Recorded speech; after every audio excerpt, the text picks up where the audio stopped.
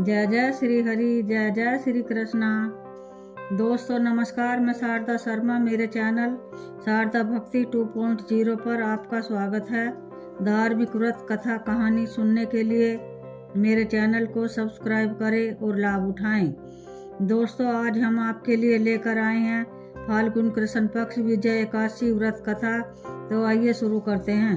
फाल्गुन कृष्ण विजय एकादशी। युधिष्ठिर बोले, फाल्गुन कृष्ण एकादशी का क्या नाम है, सो कृपा करके मुझसे कहिए। श्री कृष्ण बोले, हे राजन, इसका नाम विजया है। यह व्रत करने वालों को सदा विजय देने वाली है। पापों को हरने वाली उत्तम कथा को मैं कहता हूँ, उसे सुनो। जब रामचंद्र जी ने वनवास के समय सीता और लक्ष्मण के साथ पंचवटी में निवास किया तो सीता को रावण हर कर ले गया।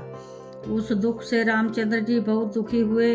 वन में भ्रमण करते हुए आसन मृत्यु जटायु को देखा और कबंध नामक दैत्य को मारा। रामचंद्र जी से सीता जी का वृतांत कहकर जटायु भी मर गया। फिर रामचंद्र जी की सुग्रीव से मित्रता हो गई और बंदरों की सेना इकट्ठी हुई।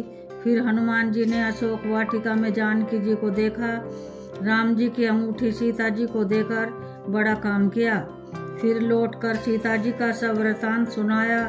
तब रामचंद्र जी ने वानरों के साथ समुद्र को देखकर लक्ष्मण जी से बोले, हे सुमित्रे, किस पुण्य से समुद्र को पार किया जाए, क्योंकि यह सागर अथाह जल परिपूर्ण है।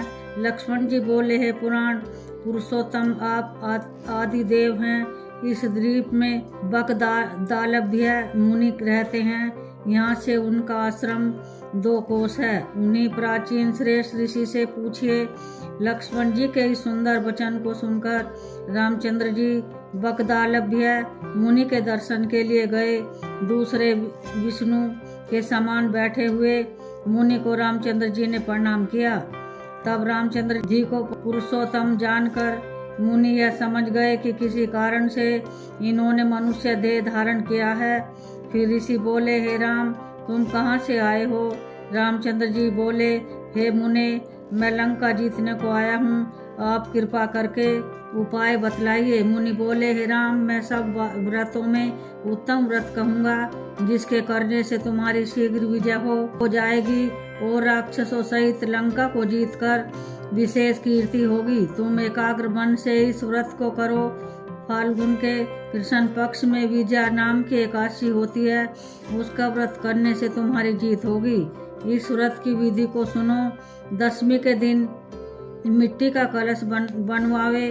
स्तंडित के ऊपर सप्त धान्य रखकर उसके ऊपर जल से भरा हुआ कलश रखे।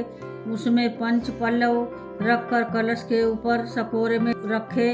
के ऊपर नारायण की प्रतिमा स्थापित करे। एकादशी के दिन प्रातःकाल स्नान करे, विधि पूर्वक पूजन करे।